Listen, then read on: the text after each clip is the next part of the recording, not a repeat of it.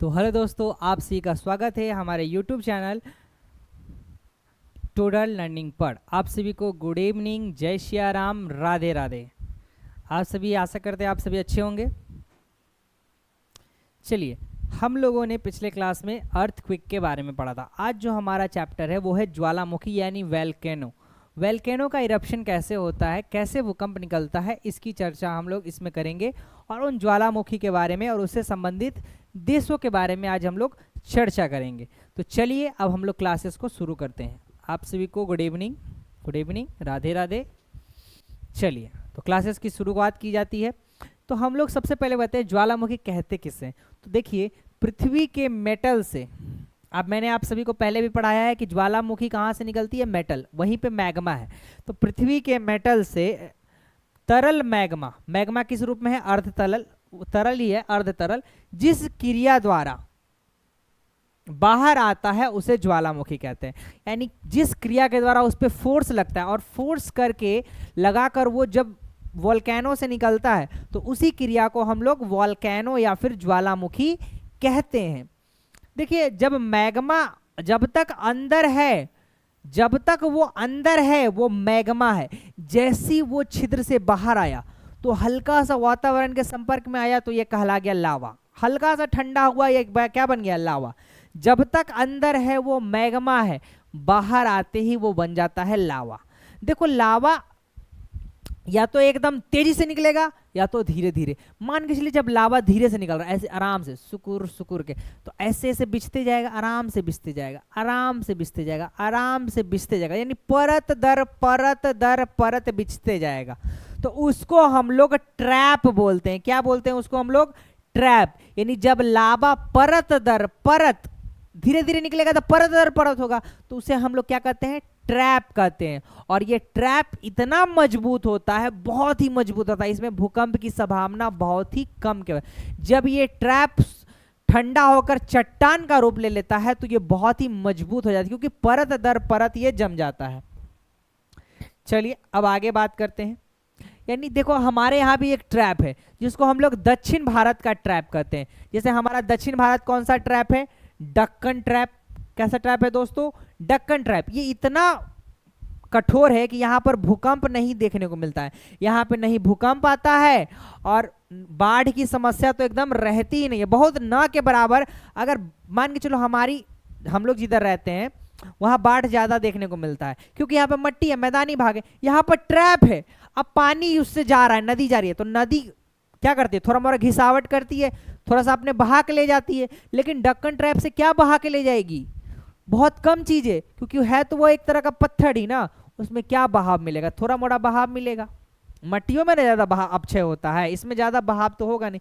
देखिए, अब ये जो मैग्मा है ये जिस प्रक्रिया द्वारा बाहर आता है इसी को हम लोग वोल्केनो इरप्शन या फिर वोल्केनो कहते हैं। मैग्मा आएगा किससे, मेंटल से निकलेगा, जिस फोर्स द्वारा निकलता है। तो ये क्या कहलाता है, ज्वालामुखी। ये ज्वालामुखी इस छिद्र से निकलता है, ये है मैग्मा।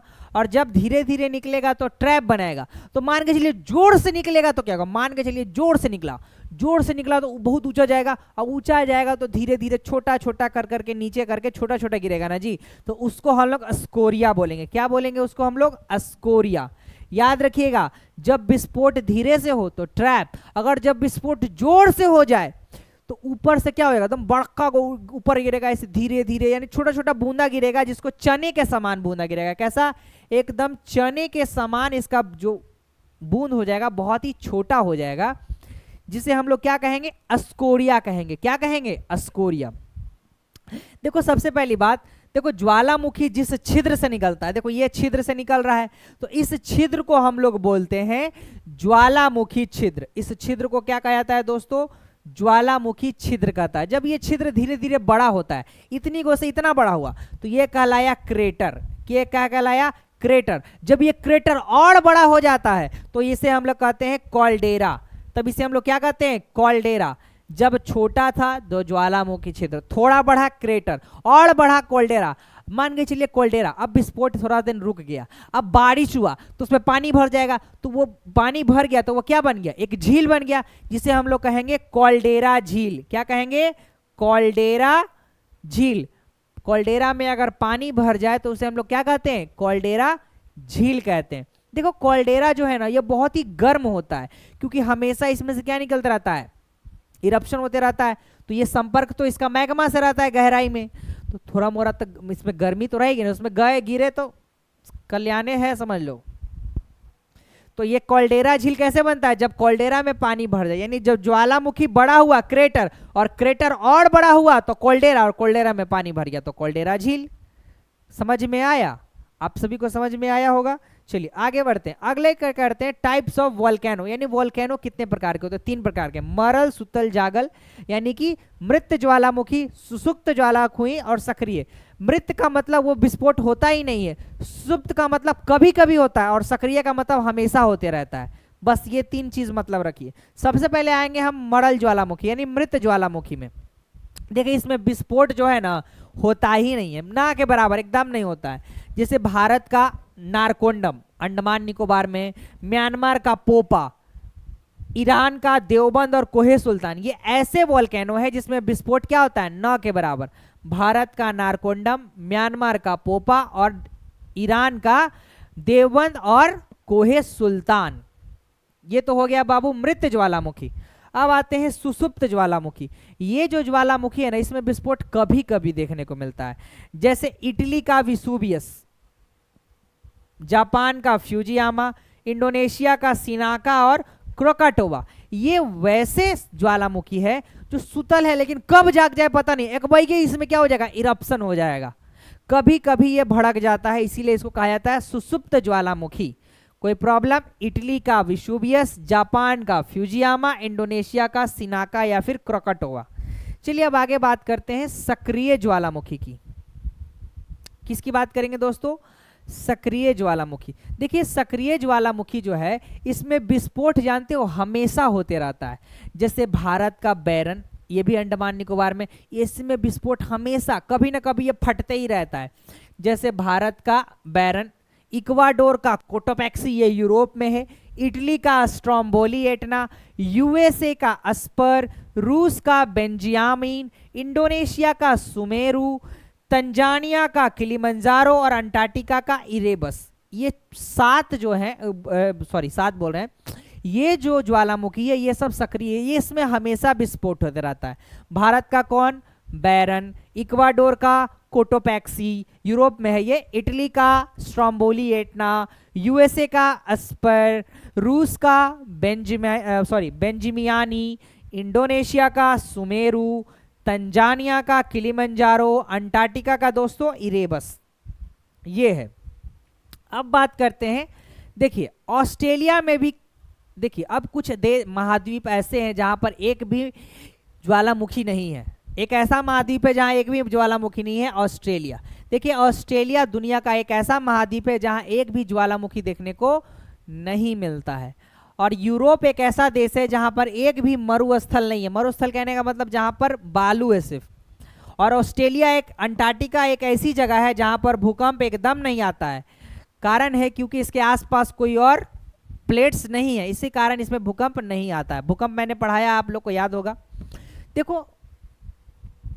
देखो कुछ ये जो है, देखिए कभी कभी विस्फोट होता है तो विस्फोट के समय क्या क्या चीजें निकलती है, जैसे जलवाष्प निकलता है, सल्फर डाइऑक्साइड निकलता है, CO2 निकलता है, यानी कार्बन डाइऑक्साइड। क्या निकलता है, कार्बन डाइऑक्साइड। ये 3 प्रकार की गैसें निकलती है, और जिसमें SO2 जो है बहुत ही खतरनाक होता है। इससे हमें फेफड़े की बीमारी हो जाती है। किसकी, फेफड़ा बिगड़ जाता है। यानी जो आसपास के लोग इसमें रहते हैं ना, जहां पर विस्फोट होते रहता है वहां पर सबसे ज्यादा SO2 निकलेगा, और SO2 के कारण क्या होता है, लोगों को फेफड़े की बीमारी हो जाती है। चलिए अगला पॉइंट्स की बात करें। अगला पॉइंट्स जो है, अब बात करें, देखो ये ज्वालामुखी, जैसे हमने क्या पढ़ा था, वायुमंडल में पृथ्वी का कवच कौन है, वायुमंडल। उसी प्रकार ज्वालामुखी का क्या है, पृथ्वी का सुरक्षा वाल्व है। यानी अगर विस्फोट नहीं होगा तो अंदर की गर्मी बाहर नहीं आएगी, जिसके कारण पृथ्वी में भी अजीब तरीके की घटनाएं होने रहेगी। इसीलिए इरप्शन होना भी जरूरी है। अब सबसे बात की जाए, सबसे ज्यादा ज्वालामुखी है कहाँ, तो सबसे ज्यादा ज्वालामुखी आपको कहाँ मिलेगा दोस्तों, इंडोनेशिया में। सबसे ज्यादा ज्वालामुखी अगर कहीं है तो वह देश है इंडोनेशिया। अब बात करें, देखो प्रशांत महासागर जो है इसमें लाइन से कई ज्वालामुखी है जिसमें हमेशा विस्फोट होते रहता है, जिसके कारण ये एक रिंग के समान दिखाई देता है, इसीलिए हम लोग इसे बोलते हैं रिंग ऑफ फायर या फिर अग्निवलय। क्या बोलते हैं? रिंग ऑफ फायर या फिर अग्निवलय। अब बात करें, कुछ पॉइंट्स ऐसे हैं जैसे सबसे ऊंचा सक्रिय ज्वालामुखी कौन है, तो कोटोपैक्सी। सबसे ऊंचा हाइट में और सबसे सक्रिय ज्वालामुखी कौन है? कोटोपैक्सी सबसे हाइट में। लेकिन अगर कोई आपसे पूछेगा सबसे सक्रिय, तो सक्रिय का मतलब हमेशा विस्फोट हो जाता है, स्ट्रोम्बोली। ये जो है ना भूमध्य सागर में, इसीलिए इसे भूमध्य सागर का प्रकाश स्तंभ भी कहा जाता है, भूमध्य सागर को चमका देता है। तो सबसे ऊंचा सक्रिय ज्वालामुखी कोटोपैक्सी, सबसे सक्रिय स्ट्रोम्बोली, जिसे हम लोग भूमध्य सागर का क्या कहते हैं, देख लो, भूमध्य सागर का प्रकाश स्तंभ। चलिए, ये हमें बस क्या पढ़ना है ज्वालामुखी में। इसको एक बार हम लोग फिर से रिपीट कर लेते हैं।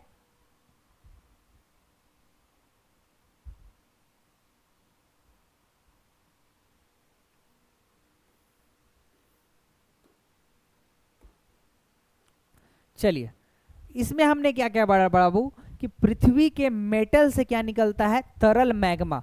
इसी प्रक्रिया को हम लोग ज्वालामुखी कहते हैं, जिस प्रक्रिया द्वारा वो बाहर निकले उसे ज्वालामुखी। देखिए, जब ये अंदर रहता है ये मैग्मा कहलाता है, लेकिन जैसे ही ये बाहर आएगा ये क्या बन जाएगा, लावा। और लावा जब अगर धीरे धीरे निकला तो क्या बनाएगा दोस्तों, ट्रैप बनाएगा। अब ट्रैप क्या होता है, एक पर एक चढ़ते जाएगा तो मजबूत होगा, मजबूत होगा तो यहाँ पर भूकंप की संभावना क्या होगी, कम होंगी। इसी प्रकार हमारे यहाँ एक ट्रैप है जिसको कहते हैं डक्कन ट्रैप, भारत का दक्षिण भारत, ये पूरा मजबूत है, यहाँ पर भूकंप नहीं देखने को मिलता, यहाँ पर नदियां अपक्षय ज्यादा नहीं करते, जिससे यहाँ पर बाढ़ की समस्या भी क्या होती है, कम होती है। देखो, ये जो छिद्र होता है, जिस छिद्र से निकलता है, इसको हम लोग बोलते हैं ज्वालामुखी छिद्र। ये बड़ा होता है, धीरे धीरे बड़ा, फिर और बड़ा, थोड़ा बड़ा हुआ क्रेटर, और बड़ा हुआ कॉल्डेरा, और उसमें पानी भर गया तो क्या बन गया, कॉल्डेरा झील। इतना ही तो हमने पढ़ाया था। देखो, अभी ना बताया, छिद्र थोड़ा बड़ा है तो ज्वालामुखी छिद्र, थोड़ा बड़ा हुआ तो क्रेटर, और बड़ा हुआ तो कॉल्डेरा, पानी भर गया तो क्या कहलाया, कॉल्डेरा झील। और इसमें कॉल्डेरा जो है जब तक नहीं है तब तक इसमें क्या होती है, गर्मी बहुत ही अधिक होती है। अब मैंने बताया था धीरे धीरे निकला तो ट्रैप, अगर जोर से निकला तो क्या बनेगा दोस्तों, छोटे छोटे दाने के समान गिरेगा, तो उसे हम लोग क्या कहेंगे, अस्कोरिया। क्या कहेंगे दोस्तों, अस्कोरिया कहेंगे। फिर हमने पढ़ा कि इसके 3 प्रकार होते हैं, मृत ज्वालामुखी जिसमें विस्फोट होता ही नहीं है, सुतल ज्वालामुखी जिसमें कभी कभी विस्फोट हो जाता है, सक्रिय का मतलब हमेशा होते रहता है, हमेशा ही ज्वालामुखी में विस्फोट होते रहता है। फिर अगला हमने पढ़ा मृत ज्वालामुखी किसे कहते हैं, इसमें विस्फोट होता ही नहीं है, जैसे भारत का नारकोंडम, म्यांमार का पोपा, ईरान का देवबंद और कोहे सुल्तान, ये सब इसके एग्जाम्पल्स है, कहाँ पर स्थित है। अगला है सुसुप्त ज्वालामुखी, जहां पर कभी कभी विस्फोट होता है, जैसे इटली का विसुवियस, जापान का फ्यूजियामा, इंडोनेशिया का सिनाका और क्रकटोवा। अब बात करें सक्रिय ज्वालामुखी की, सबसे ज्यादा सक्रिय ज्वालामुखी कहाँ कहाँ है, तो भारत का बैरन जो कि अंडमान निकोबार में है, इक्वाडोर का कोटोपैक्सी, इटली में कौन है, स्ट्रोम्बोली एटना, यूएसए में अस्पर, रूस का बेंजियामियानी, इंडोनेशिया का सुमेरु, तंजानिया का किलिमंजारो और अंटार्कटिका का इरेबस। आप सभी लोग इसको एक बार अच्छे से देख लें।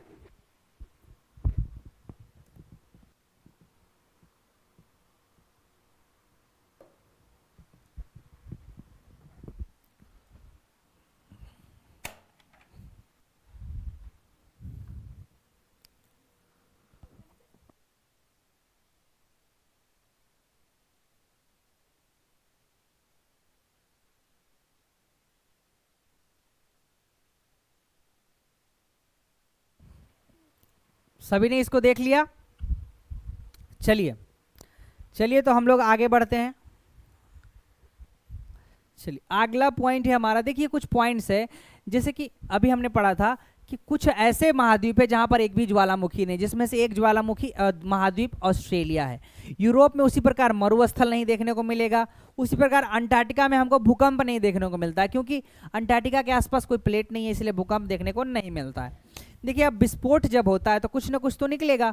तो जलवाष्प निकलता है, SO2 निकलता है यानी सल्फर डाइऑक्साइड, CO2 यानी कार्बन डाइऑक्साइड निकलते हैं। सबसे खतरनाक हमारे लिए कौन होता है? SO2, जो हमें फेफड़े को बीमारी दे देता है। जो आसपास उनके लोग रहते हैं ना, उन्हें यह बीमारी बहुत ही खतरनाक हो जाती है।